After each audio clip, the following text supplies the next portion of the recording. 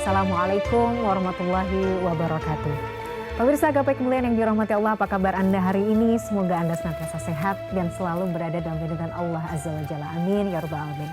Alhamdulillah, senang sekali hari ini saya Meladia Rahma kembali hadir menjumpai Anda dalam program kesayangan kita semua, Gapai Kemuliaan. Insya Allah selama 45 menit ke depan kita akan membahas masalah seputar fikih, adab maupun tauhid dalam kehidupan sehari-hari yang mungkin masih banyak di antara kita yang belum terlalu paham. Dan seperti biasa saya tidak sendiri, hari ini saya sudah hadir bersama dengan gurunda kita yang luar biasa, Kiai Haji Muhammad Faiz. Assalamualaikum Pak Kiai. Waalaikumsalam warahmatullahi wabarakatuh. Apa kabar Pak Kiai? Alhamdulillah baik, sehat. Alhamdulillah sehat, makin sibuk tapi Masya Allah nih, makin saya lihat ada di mana-mana Pak Kiai ya, iya. Di media sosial juga luar biasa. Tapi itu juga diantaranya keberkahan di Gapai Kemuliaan. Amin, amin, amin. Jadi acara ini akan selalu memiliki tempat yang khusus Masya di Allah. hati saya sepanjang Masya Allah. masa. Terima kasih Pak Kiai. Ini luar biasa, jadi kebermanfaatannya juga luar biasa Pak Kiai, iya. semakin besar. Dan bagi Anda pemirsa yang juga memiliki pertanyaan, Anda bisa mengirimkan pertanyaan Anda dalam bentuk video melalui nomor WhatsApp yang tertera di layar kaca. Baik, Pak Kiai, pembahasan kita kali ini adalah seputar tafsir hadis. Iya. Ini pertanyaan pertama menarik sekali Pak Kiai. Kalau boleh saya bacakan, Iya. dalam sebuah hadis yang diriwayatkan oleh Abu Hurairah, Rasulullah bersabda, Rob kita yang maha suci dan maha tinggi turun setiap malam ke langit dunia ketika tersisa sepertiga malam terakhir. Dia berfirman, siapa yang berdoa kepadaku maka aku akan mengabulkannya dan seterusnya. Iya. Bagaimana kemudian kita memaknai konteks turunnya Allah ke langit dunia? Ini kalau saya kemudian sedang mau berpikir ya Pak Kiai ya, iya sepertiga malam itu kan waktu yang mustajab. Allah turun ke langit dunia. Konteks Allah turun tuh seperti apa yang memahaminya? Apakah memang letterless Allah turun atau seperti apa? Nah, bagaimana memahami hadis ini Pak Kiai? Tafadhol. Jadi pemahaman terhadap hadis yang berkaitan dengan Allah itu kita memang harus sangat hati-hati. Betul. Yang pertama yang harus dijadikan pedoman ini, itu ayat Al-Quran yang berbunyi laisa kamitslihi syai'un.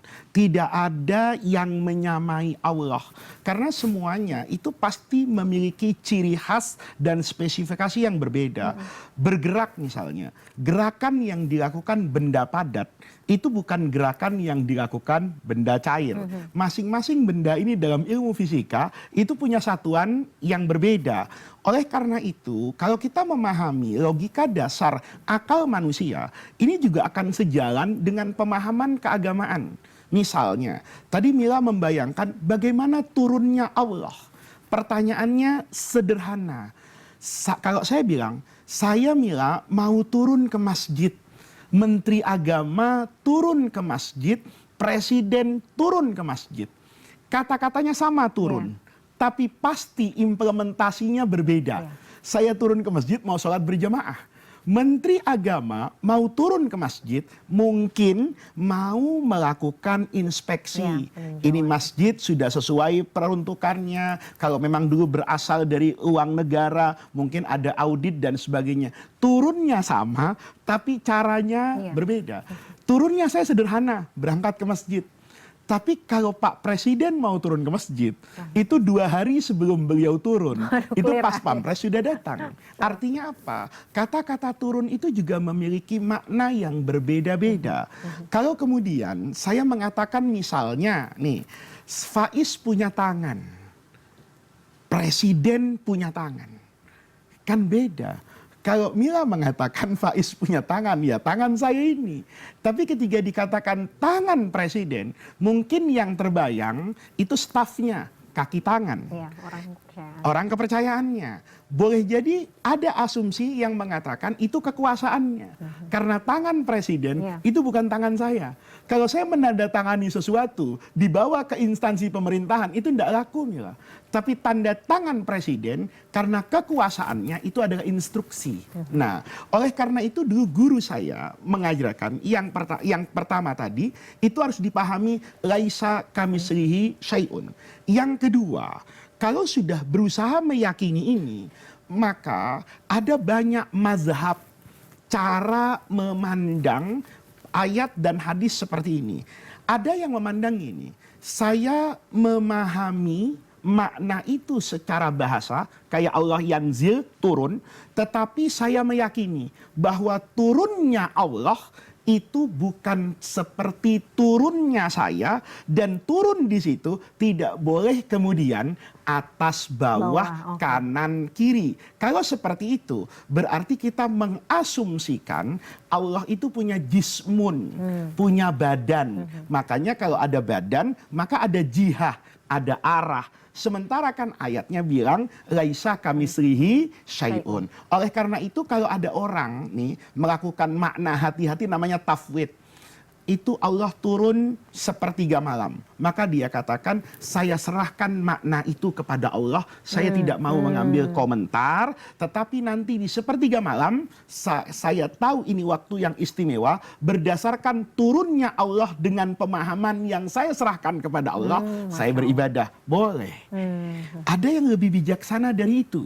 Mazhabnya Imam Abu Hasan al-Ash'ari, mazhabnya Imam Abu Mansur al-Maturidi. Dia menggunakan pendekatan kebahasaan yang juga diakui oleh bahasa Arab. Kemudian ini dipakai untuk memberikan pemahaman yang lebih bijaksana. Apa contohnya?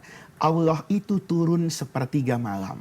Saya bilang begini, Mila, Pak Presiden turun ke kampung kita. Apa yang ada dalam bayangan Mila? Ini kan beda-beda.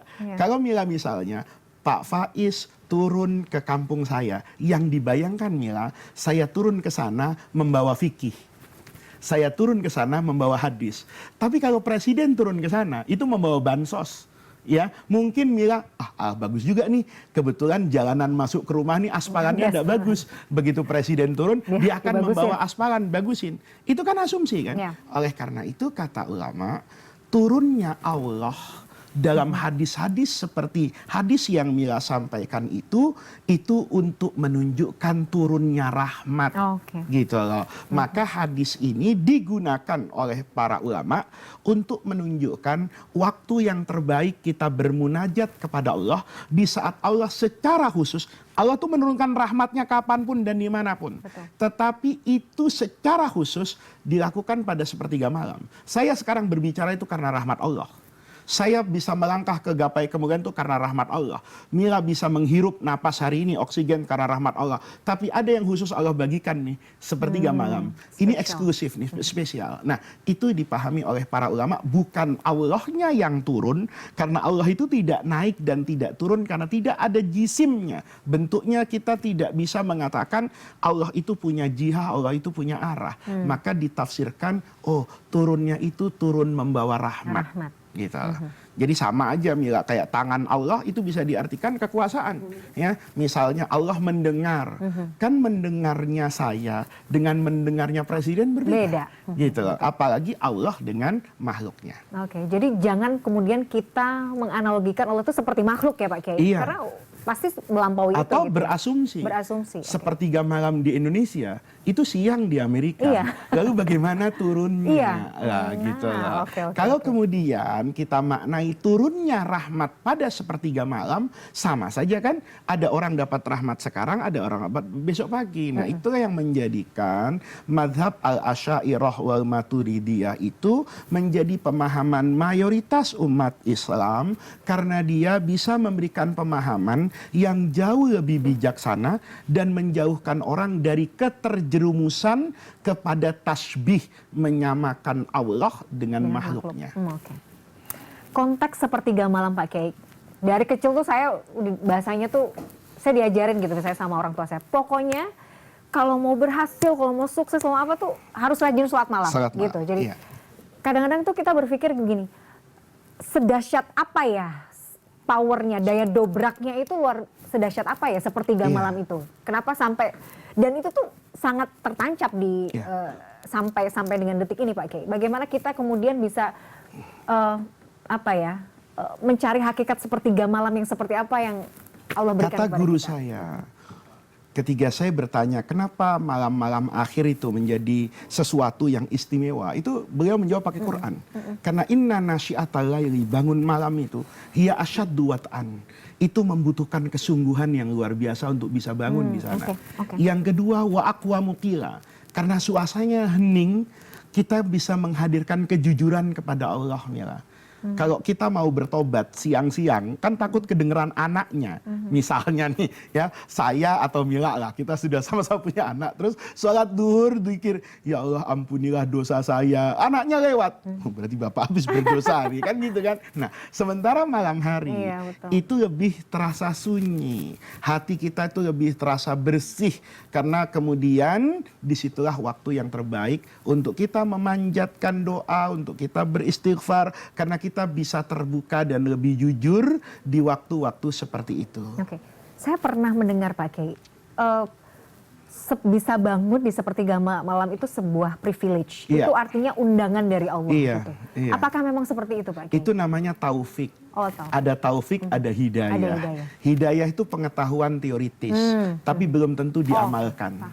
Kalau taufik itu amalan yang didasari oleh pengetahuan teoritis tadi, itu menjadi keistimewaan. Makanya kita ini bukan sekedar minta petunjuk kepada Allah, tapi minta bimbingan.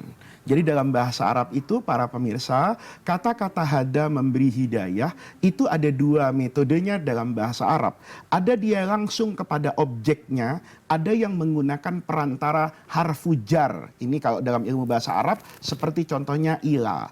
Rasulullah itu dikatakan innaka latah diman ahbabta walakinnallaha yahdi man yasha. Nabi itu tidak bisa memberi hidayah kepada orang tertentu, tapi Allah bisa memberi hidayah kepada orang yang diinginkan siapapun. Ihdinas siratal mustaqim misalnya. Itu dikatakan Nabi itu tidak memiliki hidayatut taufik, tapi Nabi punya namanya hidayatut ta'lim. Nabi kan yang menunjukkan sholat tahajud itu istimewa. Nabi yang mengajarkan kita halal haram. Tapi kita ikut atau tidak, itu namanya taufik bimbingan. Nah, kalau dia pakai harfu jar, itu Nabi punya. Innaka wa innaka latahdi ila siratim mustaqim. Dan engkau Rasulullah latahdi. Betul-betul memberikan hidayah ila siratim mustaqim, kepada jalan yang lurus. Hidayah apa yang dimiliki Nabi? Ngajar.